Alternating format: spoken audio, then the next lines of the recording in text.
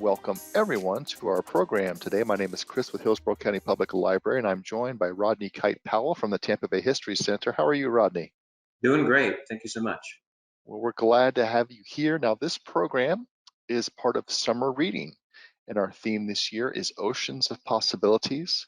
If you want to find out more about our summer reading, you can go to our landing page at hcplc.org/summer. There's lots of information there about our reading challenges, book lists, and lots more, so I encourage you to do that. Again, our program today is the history of Tampa's ports, and Rodney's going to be presenting just a few moments here. Just have a few other things I'd like to share. One thing is we'd like to thank the Tampa Bay History Center. They're a wonderful summer reading partner with us. And also, we'd like you to continue the experience. And we have a book that is in library use only, but it's the Tampa Bay's Waterfront, Its History and Development, and it's written by Arthur R. Savage and our guest today, Rodney Kite-Powell. So again, that's available for in-library use, and you can find out how to access it by going to hcplc.org/books. All right, now I am going to stop sharing my screen, and I'm going to give Rodney screen control. All right, well, thank you so much, Chris. I really appreciate it, and appreciate all those who are tuning in live and maybe accessing this after the fact. So I was saying, so as Chris mentioned, I had the good fortune of working with Arthur Savage on this book, which we published a few years ago. He was the actual publisher of it, but we wrote it a couple years ago. And it was the first book to really focus on Tampa's waterfront. And so, of course, today we're going to focus even more specifically on the port and the history of really the various ports that have existed in Tampa over really the past almost 200 years, if you go back far enough. So going back even further to Florida's prehistory and the geological history, and this does actually have something to do with the port and just with the geological history of Florida. In that, one of the main commodities that we started shipping out of the port beginning in the early 1890s or even late 1880s and continue to this day is phosphate. And phosphate is a naturally occurring substance in Florida, in large part because of its geological history. Florida was completely underwater, as you can see from the left-hand image, 2 to 3 million years ago, except for a little bit of the ridge, and the phosphorus in the water and the animal remains, the fish and mammal remains that settled to the bottom of the seabed at that time, over time became phosphate. And so it's that prehistory that helps really explain part of the reason why the port even exists. And then we look 10,000 years ago, really 15,000 to 10,000 years ago, and that was during an ice age, and that was when Florida was much wider. You can see about 60 miles due west of Tampa was the original coastline, or that prehistoric ice age coastline. And that's important from our human history standpoint, in that there were villages and people living along that ancient waterfront, which is now underneath the Gulf of Mexico. And so the coastline changing and the fluctuation of changes in the coastline is something that's been occurring in Florida history and throughout the world's history throughout time. And it has all played a role in the development of Florida. Going into more modern times, I have a hard time doing any kind of presentation without showing some of these images because they're just so great, but they also, again, inform our early history. In 1564, there was a French attempt at settling Florida near Jacksonville, today's Jacksonville. And one of the people as part of that expedition was an artist named Jacques Lemoyne. And he drew one of the early maps of Florida, which is the image at the top. And if you look at early maps of any exploration, particularly during the age of exploration in the 1500s, you'll see a lot of maps that show sea monsters. And that is a symbol that map makers used to show that they really didn't know what was at the edge of the map, but people were afraid of whatever that might be. And so these monsters helped kind of impart that fear of the unknown. But by the time Florida was being mapped, you didn't really have that unknown because places like Florida and the overall North and South American continents were being mapped. So it's very rare to find a map of both Florida, but that also includes sea monsters, and that Lemoyne map is one of them. Then the image below shows terrestrial monsters, in this case, the oversized alligators. And the native people of Florida did indeed hunt alligators this way, but the alligators weren't nearly this large. They didn't do it without clothes on, but there are certainly a lot of narrative uh, uh, information about the method in which the early people of Florida did indeed hunt and kill alligators. So there's a lot of truth to that image. Going into the more kind of meat of our topic here, though, is Tampa Bay and using Tampa Bay for its natural resources, but also as a potential port and port city.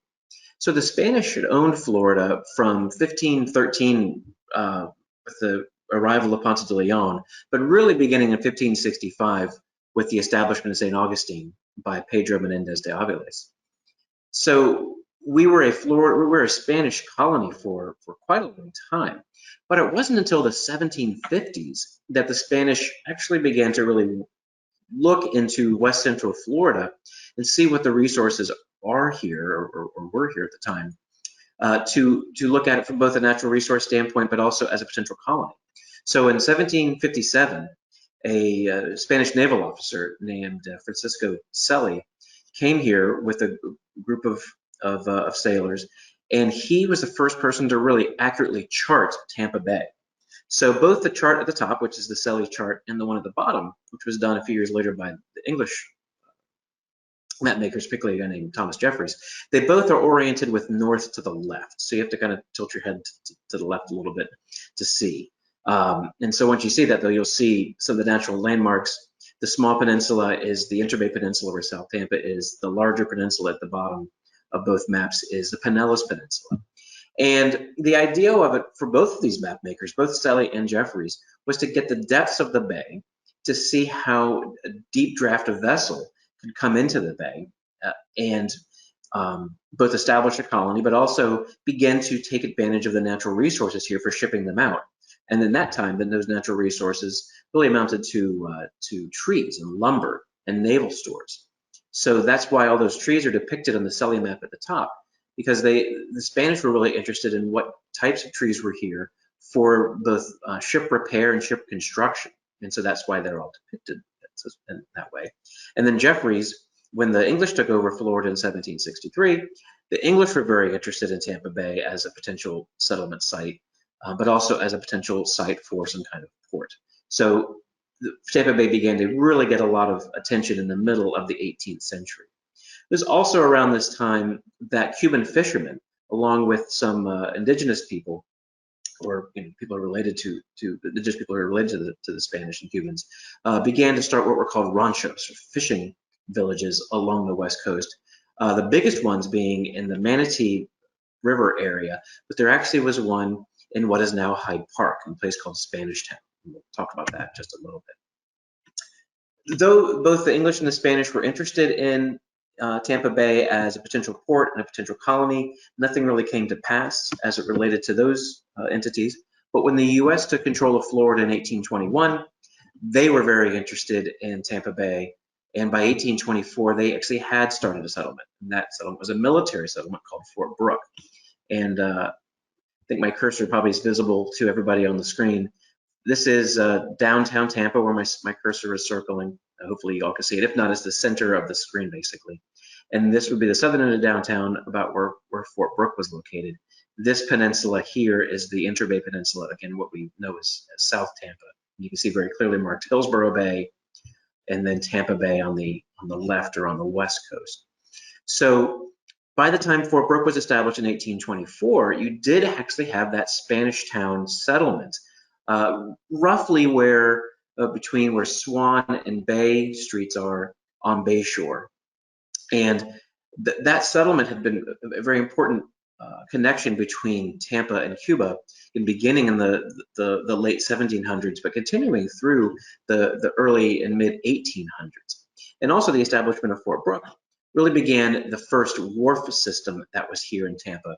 And that was where ships came from Pensacola or New Orleans, deep draft ships, ocean-going vessels, they would stop near what is now Ballast Point, and then they would send lighter draft ships up Hillsborough Bay to the wharf that was built at Fort Brooke. And Ballast Point is one of those place names that is talked about quite a bit, and it is a point where the bay becomes very shallow, and that is where ships would either drop their ballast, usually stones or sometimes water, but usually stone ballast, or take on stone ballast, sometimes in the form of geo, which are crystals that are naturally occurring in Hillsborough Bay, to allow them to be heavy enough in the water to be ocean-going or Gulf-going vessels, or to lighten their draft to come into Hillsborough Bay. So that place name is a long-time place name, and it relates directly to ship travel here in the Tampa Bay area, or in Tampa. You also have, on this map in particular, you'll see from Fort Brooke, there is a path that goes from east to west across the top of the peninsula. It's probably about between where Kennedy Boulevard is and where Cleveland Street or Borain Street is, and it goes across to a place called Rocky Point. There actually was a settlement over here as well, so it was an important way to get across to the bay. And plus, Tampa Bay is a little deeper draft, although they didn't really bring a lot of materials across the bay, and there never really was any kind of large-scale settlement in what is now the Rocky Point area. But it's another indicator that there were these things that were going on very early on in our history. This map was produced for the government by the people of Fort Brooke, actually Lieutenant Morris, in 1840. So it goes back quite a long ways. In 1846, I believe it was, this man arrived in Florida with his family. This is Captain James McKay, and it's really McKay who started the commercial shipping industry here in Tampa. McKay was a large property owner. He was a cattle rancher, but also a steamship operator, and it was his steamships and his ships in general and his cattle that began to be shipped from Tampa to Cuba in the 1850s. And it was really among the first large-scale commercial shipping that took place here in Tampa. And as far as is known, his shipping point was actually at or near Ballast Point, property that he owned and controlled. And he actually used most of what is now South Tampa, the Inner Bay Peninsula, as grazing land for that cattle that was gathered in the interior of Florida, driven, through not a car or anything, but literally like a cattle drive to Tampa, and then put down the peninsula, loaded on ships near Ballast Point, and shipped to Cuba. And that cattle trade was really important both for Tampa as a source of income, but also for the people of Cuba, because the Cuban terrain wasn't really conducive to cattle ranching and cattle culture. So having fresh beef was really important, because they traveled to Cuba as living cows. They weren't slaughtered until they went down to Cuba. So that source of fresh beef coming from Tampa was really important. Unfortunately for McKay and the larger Tampa community, that cattle trade only lasted a few years. There actually was a really severe drought in 1859 or 1860 that resulted in the death of a lot of McKay's and other cattlemen's cattle. And so they eventually shifted those cattle shipments further south to a point called Punta Rasa near Boca Grande. So we lost out to that, unfortunately. There have been several U.S. Geological Survey maps of Tampa Bay, and that's what this is.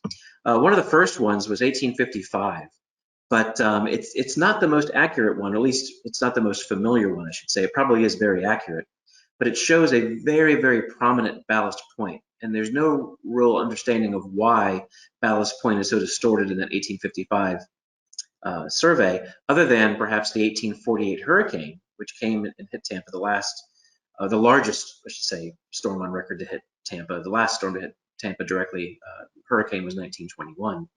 But the 1848 storm was a much more severe storm, and it very well could have built up sand at Ballast Point that eventually eroded away. But it does show what we would consider kind of an inaccurate view. So that's why this 1870s view is much more appropriate to show. And again, I can use my cursor, I think, to show this was where Ballast Point is. And up here is where Fort Brooke is, and then Spanish Town is actually indicated on here. And there was a very rudimentary shipping channel that was cut into the northwestern part of Hillsborough Bay went right by Spanish Town and into the Hillsborough River. And that was really the first time that people altered the bay bottom to try and get deeper draft ships close to Tampa. And that was an important step for the people of Tampa, because the dropping and loading of ballast is very inefficient. And so if you want to have a quality port, you really need to have a way to get your merchandise into Tampa by ship, by the same ship in a sense, and not have to keep transferring from lighters to the main ship. So having a shipping channel is very important. That became even more important in the 1880s with the arrival of Henry Plant's railroad, and that's what this map represents. Henry Plant brought the railroad here, and the first train arrived in December of 1883. But equally important to his railroads were his steamships. And Plant recognized he needed to have the connectivity of those steamships and those railroads. So he brought his railroad line all the way down the Inner Bay Peninsula to a place that we call Port Tampa, or Port Tampa City, in 1889, and built a mile-long pier out into Tampa Bay to hit the natural shipping channel, or excuse me, natural deep water channel, to create a shipping channel that his steamships could then use. And that really opened up all kinds of opportunity for Tampa business and industry that would rely on the port. So you could again bring people in by ship, which was very important and difficult to do prior to that, but also ship things out and ship goods in. So lumber, fruit and vegetables, things like that, and then later phosphate, beginning in the late 1880s, became commodities that were shipped out of Port Tampa and Port Tampa City. And then beginning also in the mid to late 1880s, tobacco coming in for the beginning of the cigar industry, and then shipping those finished cigars out, both via rail and steamship, were very important to Tampa's economy. The only real problem, and this is actually, let me go hit this one real quick.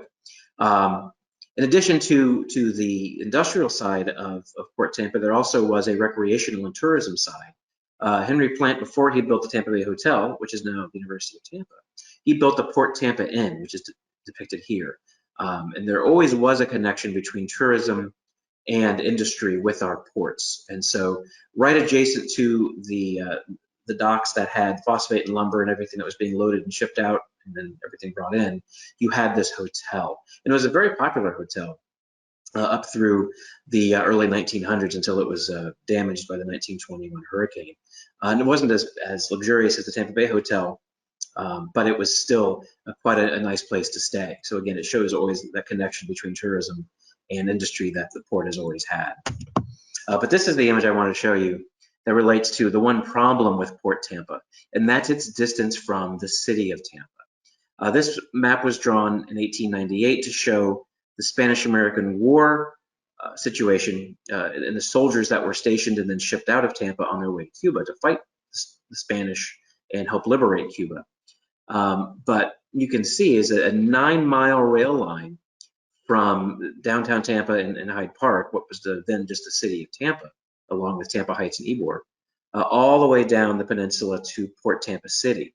And it was just one single rail line. That spur that it showed kind of in the middle here wasn't quite this far away. So you basically had one single line coming down. And at the time, it didn't matter as much because Henry Plant was quite still a hero of Tampa. After Plant's death, the line was acquired by the Atlantic Coast Line. And so the Atlantic Coast Line had a monopoly on shipping to the deep water. So it became a real problem for the growth of the port when only one railroad has the solo access to that deep water.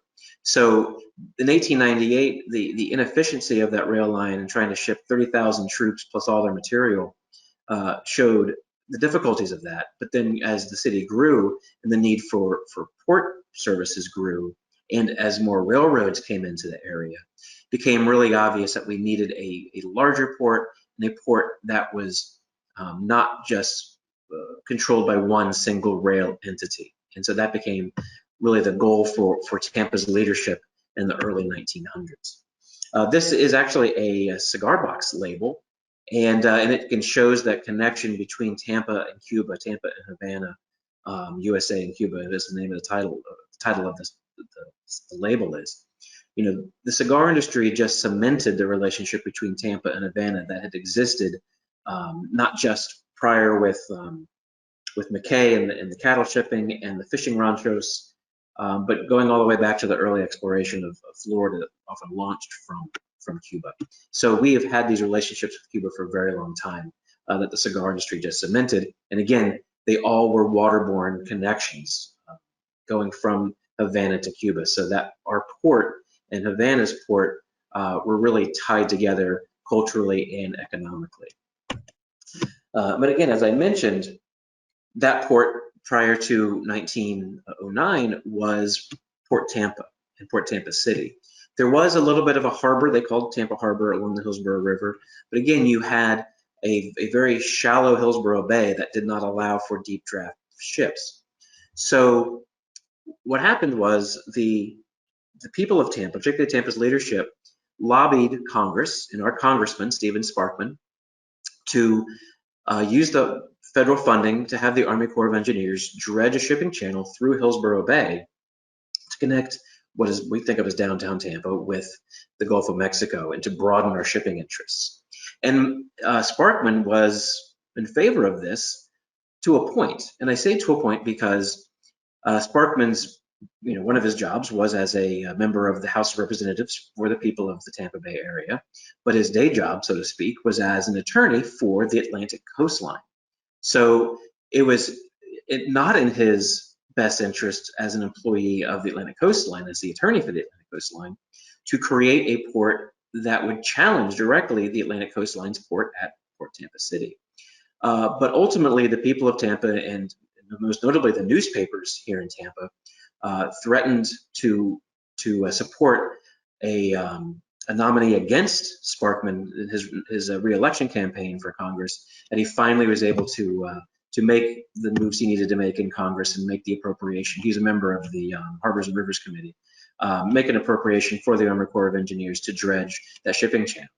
That dredging also helped create the southern end of downtown Tampa. Everything south of Water Street, particularly where the History Center is, where I am right now, was all dredged and filled land. And the map above that image, so Sparkman actually is this gentleman here, and if my cursor works, this is Stephen Sparkman. And this is Charles Fairbanks, who's the vice president of the U.S. at the time. This is a celebration opening the Port of Tampa. But the map above shows the property along the waterfront. And again, I'll show you my cursor, hopefully it works, but you can see the waterfront lots that are kind of the dash lots off the coast. This was all land that was dredged to create a bulkhead, but also utilized the bay bottom that was being dredged to make the channel deeper, to create that deeper channel, but also to have a wharf area all along the waterfront. So Water Street that runs along the south end of downtown Tampa is named that because it was literally the shoreline. That's where the water ended and the land began. So that creation of that extra land, as well as the Garrison Channel and Sparkman Channel and the main channel going through Hillsborough Bay, really helped birth the modern Port of Tampa. And they called it at that time the Port of Tampa. And then in 1909 was the very first shipment of phosphate out of the Port of Tampa, bound for Asia, I believe. And that again shows the connections that our port provides with the rest of the world, again, from an economic level, but also from a cultural level. This main map here was drawn in 1912, though published again as part of a Tampa Chamber, or I guess probably the Board of Trade at the time, promotion of Tampa in 1918. But the imagery comes from 1912. And you see Seddon Island, which was created by the dredging. The two main railroad companies that took advantage of this were the Seaboard Airline, which was the largest railroad that took advantage of this, but also the Tampa Northern Railroad was able to have access to the waterfront as well. You also had the creation of Sparkman Bay, and then beginning in 1915, the creation of Ybor Channel. So again, from a geographic standpoint, this is downtown Tampa. This would be considered the Water Street area. This is now Harbor Island, formerly Seddon Island. The aquarium is right about here. And these two little islands, the dark islands, Little Grassy and Big Grassy Islands, became the basis for Davis Islands in 1924. And so you had a real working port and a much larger port, also just Hooker's Point and Palmetto Beach, you had a very large working port very close to downtown Tampa, including going up the waterfront. Lots of rail lines, lots of switch yards, lots of warehouses, and lots of employees. But what is now the Water Street area was once called the Garrison, named that because of the existence of Fort Brooke. And that was an African-American neighborhood. And a lot of longshoremen, people who worked the docks, lived in the Garrison neighborhood. And that was a very important part of the port's function, were those port workers, and almost entirely the labor coming from the African-American citizens of Tampa in the form of longshoremen. And it's still a very important group for the port industry to this day. In the book that those of you have can go to the library and check it out, or can purchase it, you see that we show different changes as the port has evolved and the waterfront has evolved. The 1878 map showed basically a natural environment of the Tampa Bay area. This one from 1935 shows all the changes that have occurred, including dredging of channels and the construction of bridges across the bay. In this case, the Gandy Bridge connecting Tampa and St. Pete, and to the north of that, on Upper Tampa Bay, the Courtney Campbell Causeway, which is originally the Ben T. Davis Causeway, connecting Tampa and eventually Clearwater on the west coast of Pinellas County. But for our purposes, the orange lines going through the water are the shipping channels that were created or enhanced. The one going to Port Tampa City on the west coast of Tampa's Inner Bay Peninsula, and then the channels going up into Hillsborough Bay, and the creation of Davis Island and Harbor Island, or what was said in Island. The port expanded greatly during the World Wars, World War I, but really World War II drove an incredible amount of growth. A lot of shipbuilding took place there, and ship repair. Both steel-hulled ships, but also concrete-hulled ships were really an important part of the war effort. We didn't build warships here, but kind of auxiliary ships. Lots and lots of those were built here and repaired here. And one of the largest companies doing that was the Tampa Shipbuilding Company, pictured here. And these are two ID badges showing workers for the Tampa Shipbuilding Company, and then the gates of the shipyard.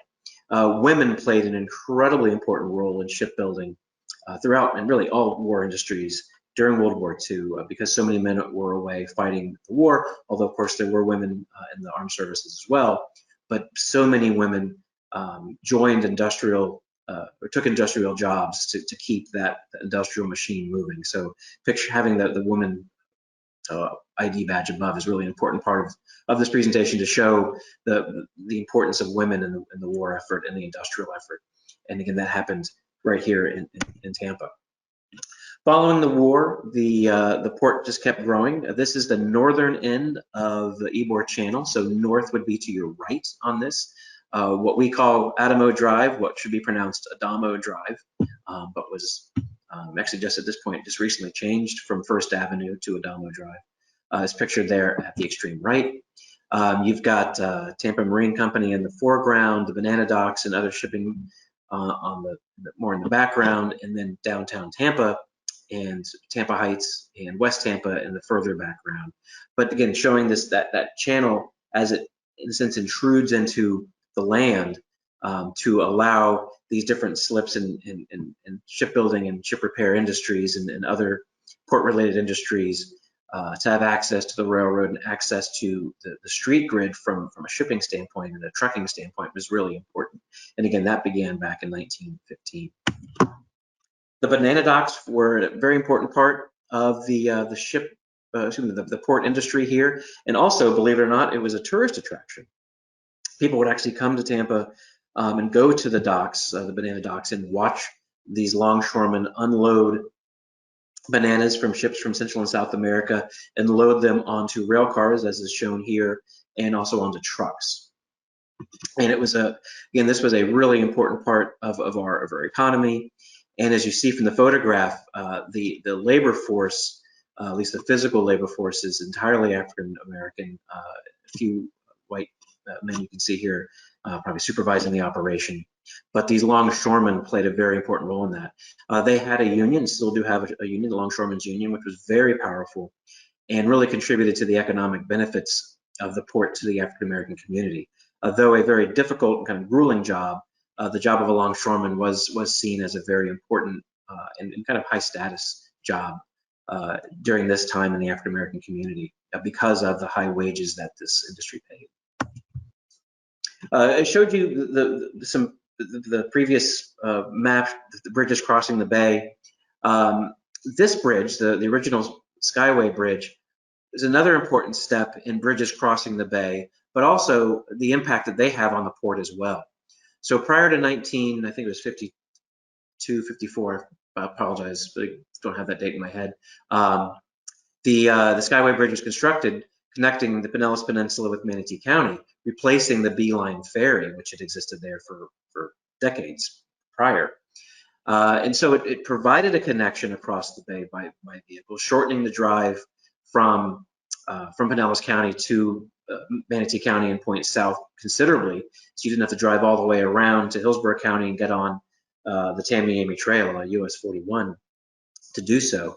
And then with the arrival of the interstate, they added a second span to allow the interstate to travel across this bay, the opening of Tampa Bay. But it did, though, or at least it would in the future, become a bit of an infringement, or at least potential infringement, on the growth of the port. And so it wasn't as readily apparent at the time, but it would become more apparent as ships became larger and not only wider and deeper draft, but also taller. But the Skyway Bridge was a bit of an engineering marvel at the time, being able to span the mouth of Tampa Bay, several miles long. Into the 60s, the port kept growing. More industry began moving further and further east and south. You also had in the 1960s an effort by the leaders of Tampa to move the port away from the Hillsborough River.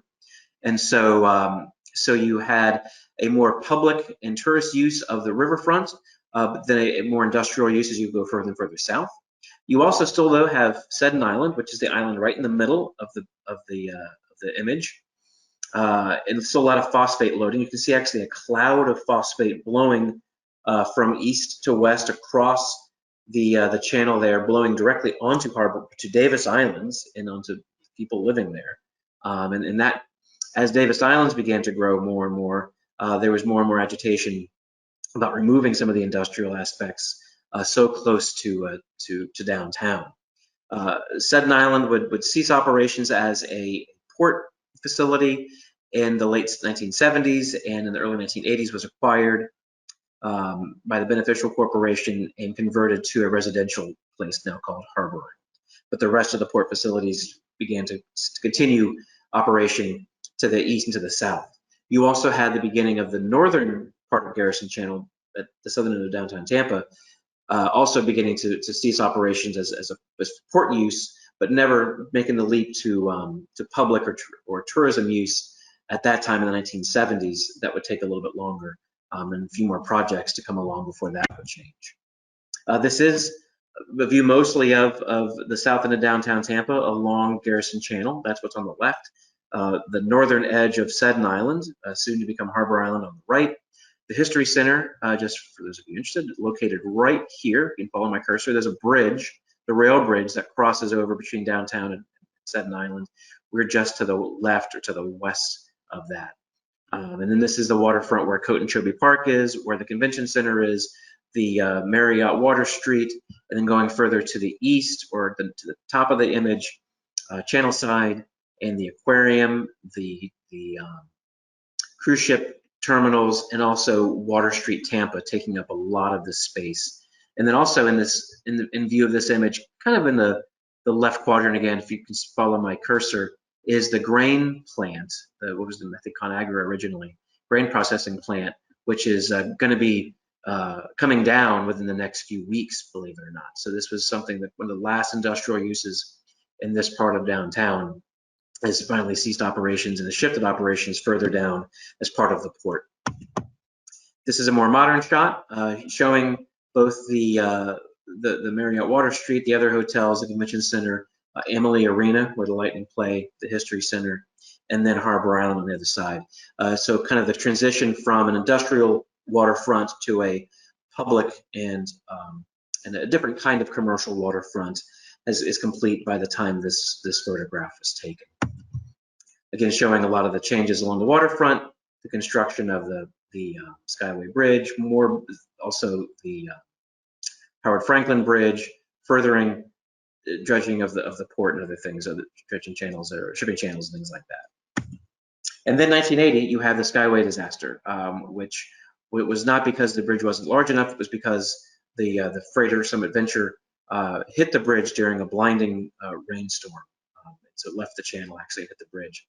But with the plans for the reconstruction of the new Sunshine Skyway, which is what we have today, the Bob Graham Skyway Bridge, it was made wider, the opening, and taller, but now it's actually potentially going to be an impediment to shipping, particularly containerized shipping, and also the larger cruise ships that could come into to Tampa, if not for the height restriction that the current Skyway Bridge presents today. And that's what you see today. The waterfront here in Tampa, again, very much a tourism drive now, and then the gantry cranes passing underneath the Skyway Bridge, which was a narrow run for them, but also showing that the growth of the containerized shipping and the growth of the port and that kind of shipping and the importance of that kind of shipping, the bulk shipping, which is things like phosphate and lumber and other materials, are still very, very important to the port. But from a financial standpoint, it's really the containerized shipping that can help the port grow. But the Skyway Bridge is a bit of an impediment to that, but really more so to cruise ship traffic, because those cruise ships are coming just so big. And also the lifespan of the Skyway Bridge within the next 20 or 30 years will be coming to an end. And so we'll be having another conversation at some point about replacing the current Skyway Bridge with a new bridge, and what should that look like, how big should it be, and what are the other things how can the port and the different transportation authorities work to make sure that that new bridge doesn't become any impediment to the growth of the port. And then this shows the new Skyway Bridge, as well as the Bayside Bridge in Pinellas County and a few spoil islands that were created to help keep making the shipping channels deep enough. Ideas of, again, how to use the waterfront, both from a public standpoint, but also from a port standpoint, how to make the cruise ship terminals better and also more accessible for people. When there's a cruise ship in town, you can't have public access to the waterfront, and so through Homeland Security. So how do you balance public access to the waterfront, but also keep safety in mind when it comes to the operations of the port? So that's a consideration too that the Port Tampa Bay is considering today. And then lastly, kind of a mix of old and new, the old industrial uses of the port, the new uses of former industrial land, the former Harbor Island, and then of course Gasparilla, which all goes back to the waterfront and how we still are so devoted to our waterfront for entertainment, but also for culture and for industry. And so with that, I will thank everybody in attendance, both live and hopefully watching this future on tape. And if there are any questions, I am happy to answer them. And again, I thank you all so much. All right. Well, thank you so much, Rodney. That was a fantastic presentation. Lots of interesting information in there. And like he said, it's time to ask questions. We have a little bit of time for that. So if you want to post your questions in the question section, you can do that now.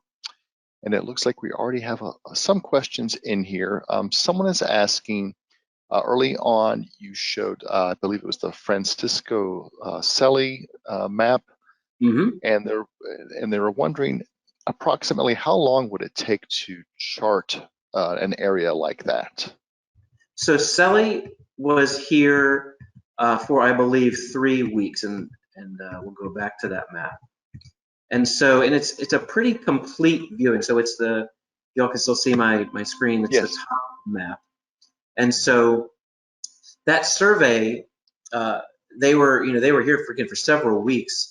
And they were doing soundings of the bay to see the depths of the bay, try and find any natural channels that may have existed, but also what the composition of the bay bottom is. Was it rocky? Was it sandy? What kind of sand? Was it muddy? And so they would have these kind of lead weights with wax on them that they would drop off the ship, and the wax would then pick up things from the bay bottom. Of course, you know how shallow parts of the bay are. They can just get out of their boats, and they often did that as well to physically take samples. But they were interested in a lot of different aspects of the bay, including, again, the depths being primary, Yes. but composition of the bay bottom, and then also the timber resources. And with this expedition, not only did they examine Tampa Bay and what we know as Hillsborough Bay, they also went up the river, and they went up the river past what is now the Laurie Park Zoo. So there's a dam in the river, and the dam's been there since the 1890s. But prior to the damming of the river, you could get up the river in a boat pretty far. There's actually was a small area that they call the Falls, I think right around Hillsborough River State Park. But you could get almost to what is now USF, or actually you could get up to what is now USF on the river. And so Selly went that far to Simple Terrace area, to kind of not just map the bay, but map that river, and again assess the timber resources that existed throughout the area. Okay, thank you. All right, someone's asking, in 1846, William Ashley of Ashley Drive fame was a warden harbor master at Port Tampa. Would that have been at Port Tampa City or the current Port of Tampa? It would have been neither. It would have been what kind of is also kind of called Tampa Harbor. So again, my cursor is visible on y'all's Yes. screen. Right here was where Fort Brooke was, and this would have been that port. This is where all commerce came in. So it would have been there, because Port Tampa City, as we know it, was still at that point called Black Point, and there was no appreciable shipping coming out of there. As I mentioned, I think I did at least. McKay's shipping was out of Ballast Point. That was the 1850s, and then what we know as the Port of Tampa, or Port Tampa Bay, which is mostly this area. That was called the estuary because it literally was an estuary, a place where freshwater and saltwater meet. It was very important environmentally. So the port, as it were, at the time was along the Hillsborough River. Okay. All right, someone is asking, have Port Tampa Bay, Port of Tampa, and Port Tampa always been separate entities, or did they used to be tied, or are they connected in some way? Well, I think we have some folks from the port kind of on, at least they were. The Port Tampa Bay, the Port Authority controls all the waterfront in Tampa. I think in the Tampa Bay area, but certainly in Hillsborough County. And so today they control that property from kind of state edict. But prior to that, which is 1945, when the Port Authority was created, they were definitely two separate entities. The Atlantic Coastline still controlled the activities and the piers and the rail line down to Port Tampa City. But unless someone wants to correct me, I believe the Port Authority in Port Tampa Bay, as we know them, controls really in all the waterfront that's not privately owned in the Tampa Bay region. So Tampa Bay, Hillsborough Bay, and Old Tampa Bay. Okay. I failed to mention at the top that you are the director of the Touched Map collection at Tampa Bay History Center. I apologize for leaving that information out, but someone is asking about how many maps are there at the Tampa Bay History Center? So the Touched Map Library holds around 5,000 maps and charts, and atlases, and kind of map-related books that focus on Florida and mapping Florida and the history of Florida. But because of Florida's really unique location in its kind of use as and its existence as a gateway between the Caribbean and the mainland of the United States and North America. We have a lot of maps that are maps of the West Indies and the Caribbean. We have a lot of maps that are maps of the southeastern United States. And so because Florida is this great gateway, the collection shows those connections between the United States and the Caribbean, and of course from the Caribbean just to the larger world, particularly the European world, and all the colonialization that was going on in the 15, 16, and 1700s.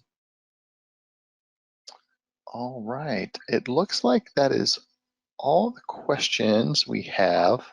Great. I'm going to go ahead and take screen control back, but thank you so much, Rodney, for that presentation.